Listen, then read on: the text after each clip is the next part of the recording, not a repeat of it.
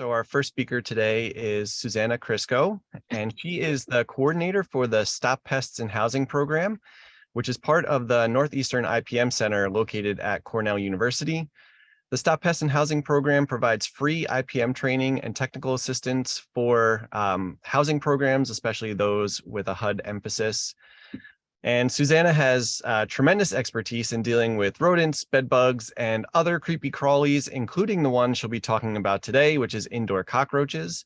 And so thank you very much, Susanna, for being here.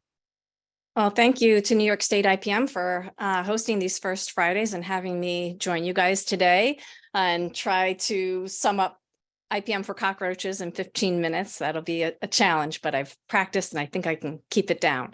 But you can always follow up with me. My email's on the screen and you can visit my website.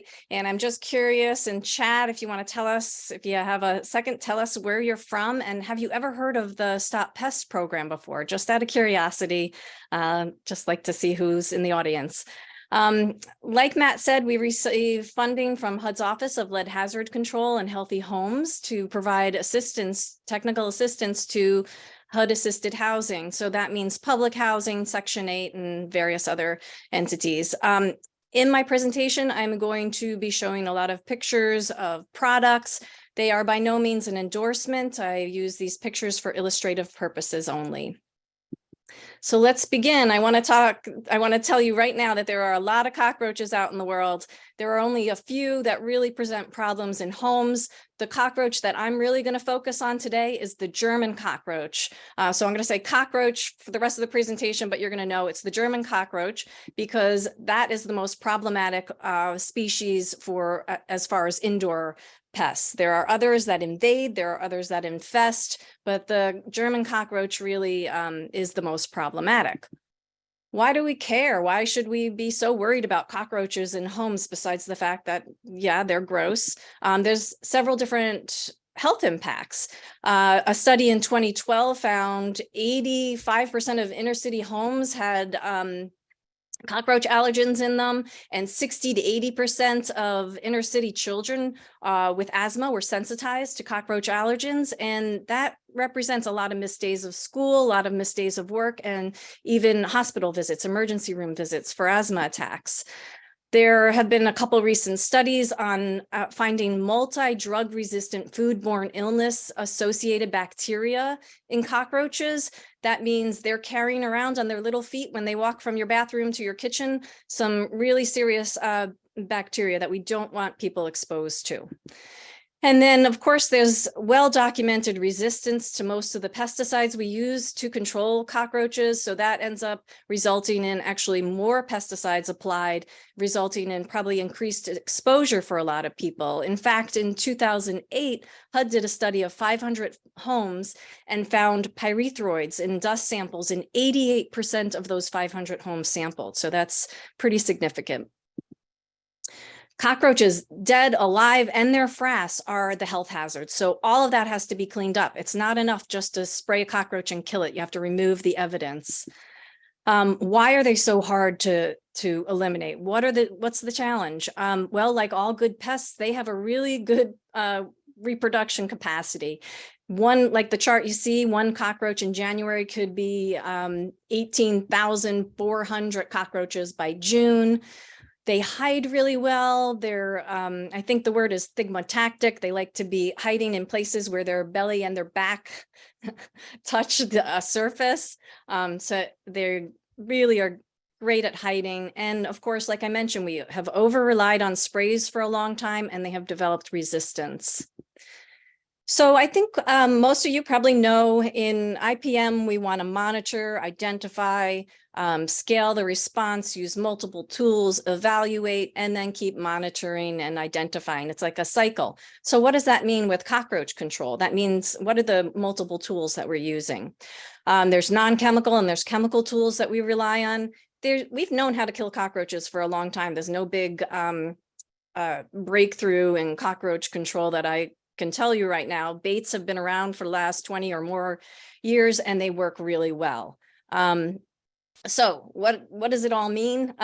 why are we, we'll get to why we still have cockroaches, but what are those non-chemical treatments? Well, we want to monitor to tell us how many and where.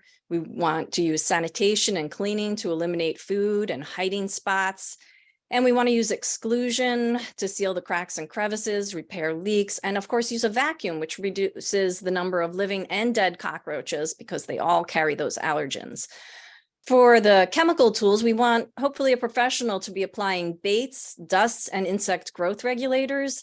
We want that treatment to be based on monitor counts and assessment, not routine spraying. In my world, I work in a lot of multifamily housing, big buildings where somebody has a contract to come and spray monthly, whether there's cockroaches or not. That's not IPM.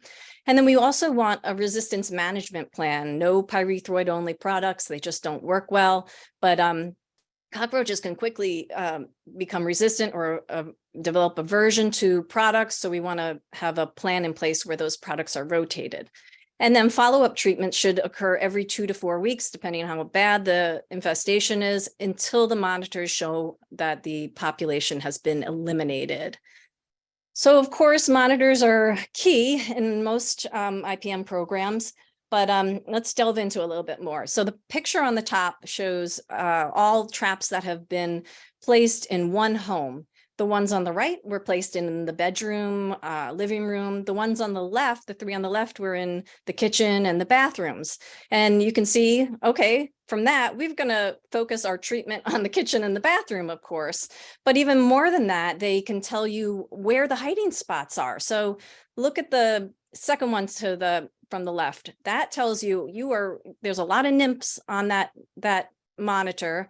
It's just a sticky trap, very cheap way to do this. That tells you you're close to an aggregation, you're close to a hiding spot. So that's where the treatment should really be. And even more on the one on the left shows cockroaches creeping up just on the left side of that trap. And the nymphs are all on the left side of the trap. That gives you even more information. That tells you, okay, the hiding spot is on the left. So that tells you where the treatment should be applied.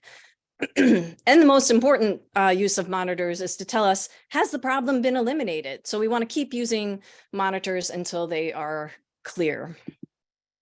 I want to touch on sanitation. I'm not going to touch on every one of these topics, but this is something that I think deserves some attention. Dr. Deanie Miller has been doing some work in public housing in Virginia, and now she's trying to duplicate this study in Baltimore public housing right now, but her work has been showing that even in homes with poor sanitation, baits will still work. It's a matter of not using enough bait. So when control fails. So she's finding that in these apartments where there's very little sanitation, she's still able to reduce populations of cockroaches by almost 95%. So I'm looking forward to seeing more of her work published. And it still is important to clean up, but because sanitation is such a big issue in some of the buildings that I work in, I really want there to be more knowledge that the baits will still work, and we shouldn't be denying treatment to people just because there is bad sanitation.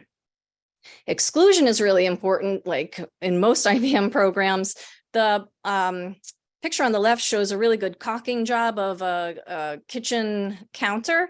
And what that caulk is doing is preventing the cockroaches from getting behind the counters and hiding back there where they're, where they can evade treatment. But caulk is also important in this situation. So it fills in the gaps where crumbs can collect. So crumbs collect, provide food for the cockroaches, more food. If we can wipe a surface down, then, less food available for the cockroaches. And on the right, you see really common situation I see in multifamily housing where it's hard to see, but there was cockroach frass along the opening of that pipe there. And if we don't seal those cracks and crevices into the wall voids, cockroaches are going to travel from apartment to apartment, but also the population is going to thrive, hidden from us and, not be as accessible to treatment. So exclusion is important, but by far the most effective tool we have for cockroaches are baits. They feed on the bait. They go back to the aggregation spot where they're all hanging out, and the nymphs consume the frass or the dead bodies of the cockroaches, and they get secondary poisoning. So baits really do a great job for us. They do the work for us. They bring the poison to the pest. What we're finding is in some situations where baits are failing to control a cockroach population is because there's just not enough bait being used, or it's not being rotated. Deanie Miller found in really infested homes, she needed a half to a full tube of the bait in the syringe shown on the right to control a population in one treatment. She would use a half to a full tube. In a building I was working in a couple years ago, I was trying to figure out why baits weren't working. Well, the guy was using one tube of bait for an entire 200 and something unit apartment. I also want to point out that me or you could buy these bait stations, similar product, there's gel bait inside it. The syringes are the tool that the professionals use because they're easier to apply and more economical. So that two things I want to mention why baits work so well. But before I mention that, the picture on the left is in that same building I talked about where the guy was using one tube of bait for the whole building. This was in the living room. I pulled back the cove base molding, and there's, lo and behold, you know, a big aggregation of cockroaches. And he was only going into the kitchen, putting a couple dabs in the kitchen. So not IPM. Even though he's using baits, it's not IPM when we're not inspecting and finding the population. This, I just wanted to mention gut bacteria study because I think it's so interesting. This is essentially why baits work, is because cockroaches, they have distinct bacteria, microbiota in their guts that tell them this is your aggregation. So they can tell where their family is, where they're supposed to be hiding, because the nymphs that are hiding, most of the time, they don't want to come out of the hiding place. They want to stay hidden so they don't desiccate, so they're not, you know, safe from predators. And the adults go out, they forage, they come back, they poop, and the nymphs are programmed genetically to consume the poop so they can stay in those hiding spots, but also to share that distinct microbiota that tells them this is your aggregation. So I just think that's fascinating that we can use that behavior against them. Quickly, you want to talk about a little more about pesticides. We all know that the total risk from pesticides is not just toxicity, but how much you're exposed to. So when we look at these products that me or you could buy, like a total release fogger or a spray that we buy at the grocery store, that has been deemed, you know, pretty a safer chemical because it's available over the counter. Whereas some of the chemicals that the professionals have access to with a license are a little more toxic, so we can't buy them, but they're actually end up being safer because they're applied as a bait and there's less exposure. But of course, I work in public housing, Section 8 housing, and there's often a low bid contract, and we still see this guy come through every month and spray the sprays. And we still see, we open up cabinets when we're doing inspections, and we still see these bottles of pesticides of people taking matters into their own hands because the sprays that the professional provided didn't work. And then, of course, you see at the grocery store right next to the Barbie display, this great assembly of cheap materials that people think, oh, well, I'll just buy a can of spray and solve that problem. And we know that these sprays, you know, because of resistance, do not work really well, and they act as repellents, but they also can increase resistance as well and scatter a population, making it harder for the professional to control. So why aren't people using IPM? I think that is, if you have any ideas other than these, please share in the chat. What are other reasons people aren't using IPM? I think as an extension specialist, our job is to get that good information out there because there might be a lack of information. The over-the-counter products are readily available and inexpensive. In my world, it's this low bid contract that multifamily housing has to hire, you know, HUD assisted housing has to hire the lowest bid contractor. And that often means the guy that's going to come around and do the cheapest control, which is coming around, spending 2 minutes and spraying. And then, of course, IPM does intimidate some people because it costs more up front. It's a little more time and money, but there's been plenty of studies now that show us that in the long run, it lowers costs because it actually eliminates cockroaches. I would be remiss if I did not mention there are other really valuable tools like insect growth regulators that prevent cockroaches from sexually maturing, and insecticidal dusts like boric acid, desiccant dust, and chemical dust. Boric acid, believe it or not, cockroaches have not developed resistance to. It's been around forever, but they should be applied correctly, not like the picture shown. No bug is going to walk through a pile. They have to be lightly dusted. So just a review of the things that we mentioned, the non-chemical treatments, the professional treatments, and I think I didn't really talk about vacuums, but I really want to stress that in any IPM program, a vacuum should definitely be part of the treatment. And this is my website and my contact information. That was just a brief synopsis of how we control cockroaches, but I encourage you to check out the website and the webinars and the pest solution pages to find out more. Okay. Thank you, guys. Thank you, Susanna. You did a great job of summarizing an IPM program for cockroaches. We did put the links in the chat that people can find those additional resources. Some good comments in the chat as well about the reasons that people may not adopt IPM, including fear of toxicity, finances, and lack of education regarding IPM. So I think it does often come down to the money aspect, which you mentioned, especially in HUD-assisted housing. Any other questions for Susanna? Please feel free to put that in the chat. At this time, I'll ask our second presenter to put her slides up, and we'll keep an eye on the chat to see if any other questions come in.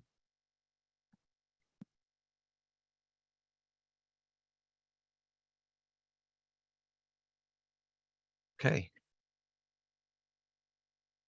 So I'll go ahead and introduce our next speaker, and that is Dr. Ali Cohen.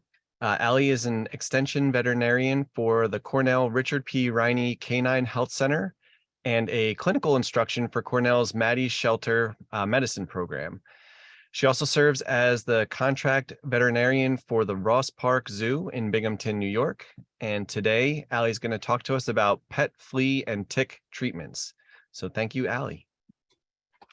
Hey everyone, so this is going to be really a breeze through flea and tick treatment and prevention for our pets today. So I'll just jump right into it. So I'm sure we're all pretty familiar with fleas and ticks. They are the most common external parasite in our pets, and they're important because they can transmit a lot of different diseases. Some of them are zoonotic, meaning that people can also be affected by them. And so preventing them in the first place is the most important step in really just maintaining the health of not only our pets, but the people that are living and interacting with them. And so with fleas, these are generally species specific, which means that the flea that's on your cat wants to stay on your cat, but they will most of the population, so the whole life cycle, is going to be living within the environment. And so in an environment that's heavily infested, people can get flea bites from them. And in pets, if they're allergic to fleas, which many of them can be, even just one flea bite can cause pretty intense itching, pretty severe skin infections and hair loss. And you can kind of see in this diagram here, that's the common pattern that we'll see is kind of around the ears, around the face, and around the tail base. And then the most common diseases that we worry about being zoonotic are tapeworms, which usually it's little kids that end up getting infected with that because they have to actually swallow a flea, which can happen very easily with little kids playing with your pets. Ticks can carry many different zoonotic diseases. These are just listed the most common one. And I think just the biggest takeaway with fleas is to get it out of your head that they're a seasonal parasite, because they are definitely found year round. Today might be one exception. It's very, very cold here where we are in upstate New York today, but ticks generally just go dormant in the winter. If it's 32 degrees and up, they will be out and questing, which means they're out looking for a meal. And so our treatment is actually going to be the same way that we prevent them. So we generally refer to these as preventatives. So these are the medications that I'm sure you've been exposed to at some point if you have pets that are safe to use, they're very accessible, and they should be given routinely in order to prevent them, but they are also used for treatment.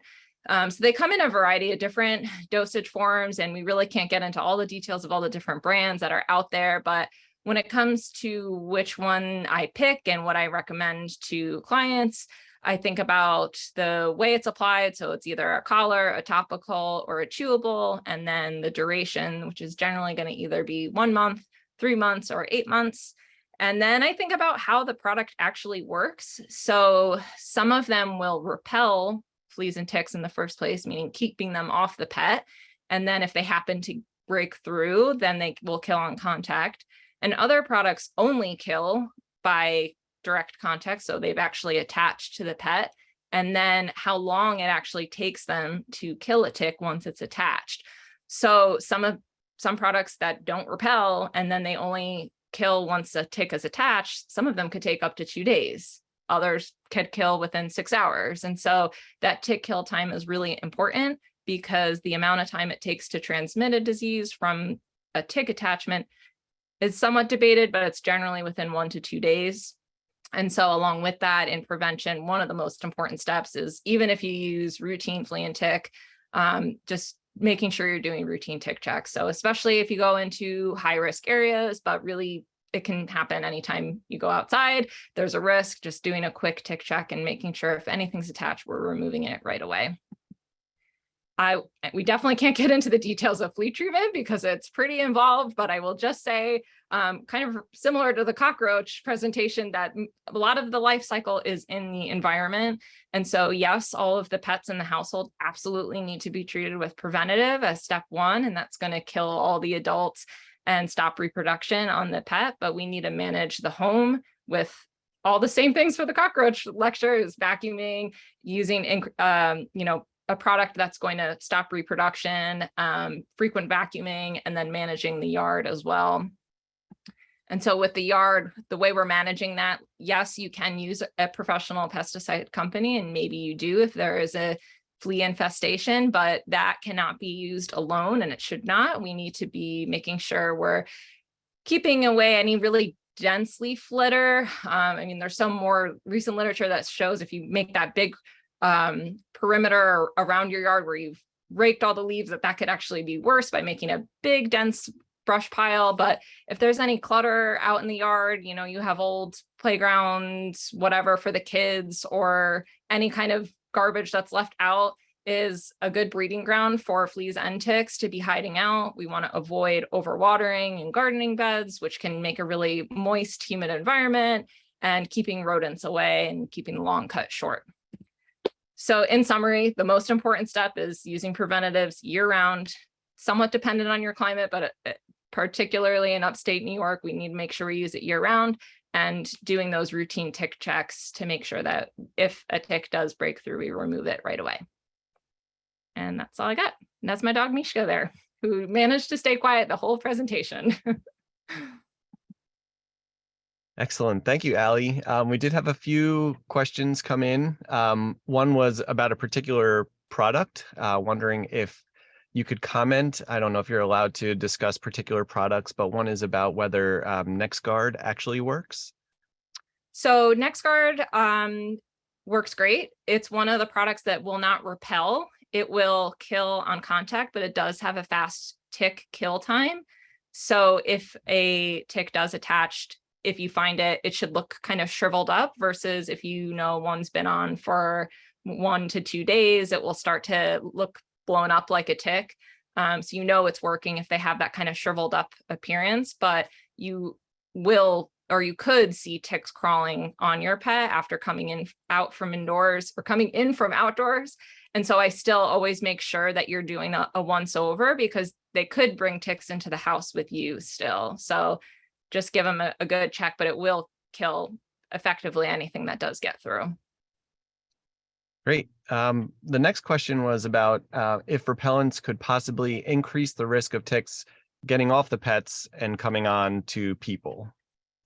If you're using a product that repels, that generally doesn't occur. But as I just mentioned, if you're using a product that only kills on contact, there is the chance that it's crawling off on the pet and maybe it drops off into the house. And so that's something I'm mindful when I use those products.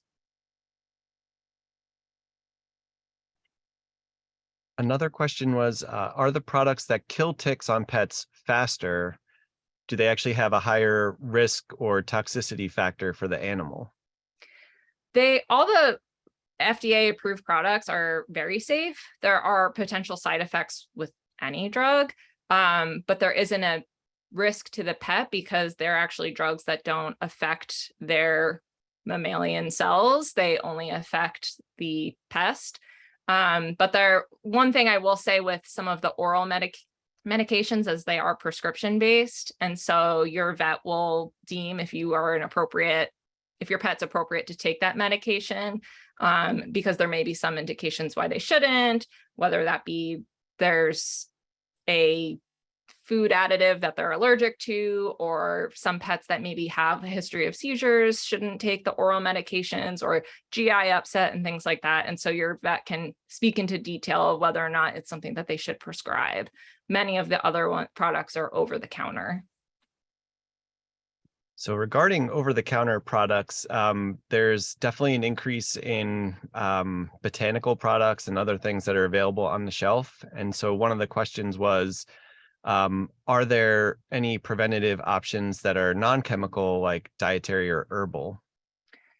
So anecdotally, there are some that may work somewhat, but I wish I could tell you otherwise, but none of them work very effectively. So there's tons of different anecdotal reports, but when it comes to ticks, I just don't take the risk. And I think the important thing to recognize as well is a lot of the botanical options are still drugs, and some of them that people have used for flea and ticks actually are toxic at higher doses, where a lot of the traditional preventatives have a very, very wide toxicity range, meaning they're super safe. I mean, not that I would recommend doing this, but I've had instances where a dog has consumed an entire box and they're still well below the toxicity level, versus some of the botanical, whatever it may be, lavender, garlic, can actually be quite toxic to pets. And so I consider the risk of the infectious disease that they can get from these pests far greater risk than any of the minor side effects that you could get from preventatives. Great. Well, thank you. And I want to thank both our speakers for excellent presentations today, chock full of information. We also have a bunch of information available in the links that were provided.